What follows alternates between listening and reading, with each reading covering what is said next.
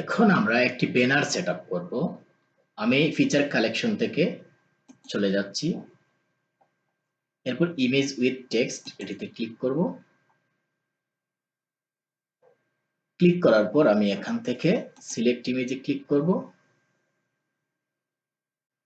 Select ইমেজে click করার পর add image,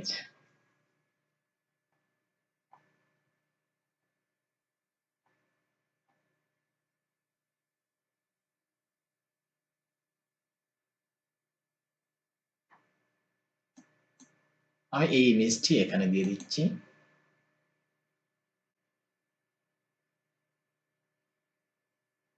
এরপর ডানে ক্লিক করব।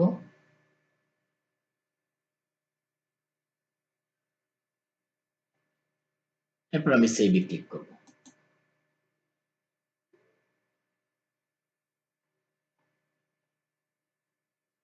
এখন আমি চাইলে এখানে টেক্সট এড করতে পারবো। দেখো ইমেজ এখানে কিছু টেক্সট আছে, এই যে টেক্সট এখানে দিয়ে দেব।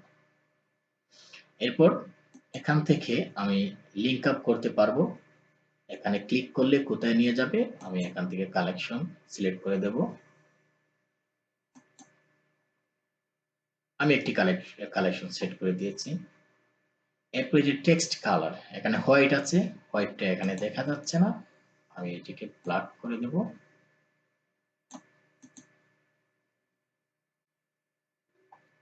এরপর আমি সেভে ক্লিক করব।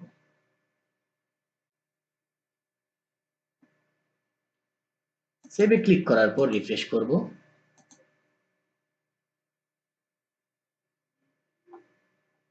রিফ্রেশ করার পর দেখো এখানে এই ব্যানারটি চলে এসেছে।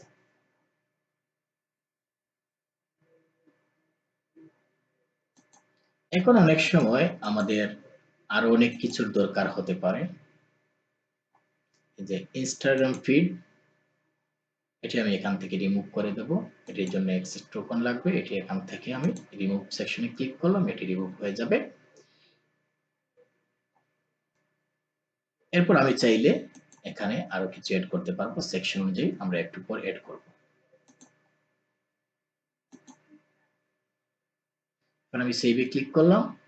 কাজগুলো করে সেভে ক্লিক করবেন, না হলে কিন্তু আপনি অনেকবার রিফ্রেশ করবেন, রিফ্রেশ করার পর আপনি চেঞ্জ দেখতে পাবেন। ঠিক আছে।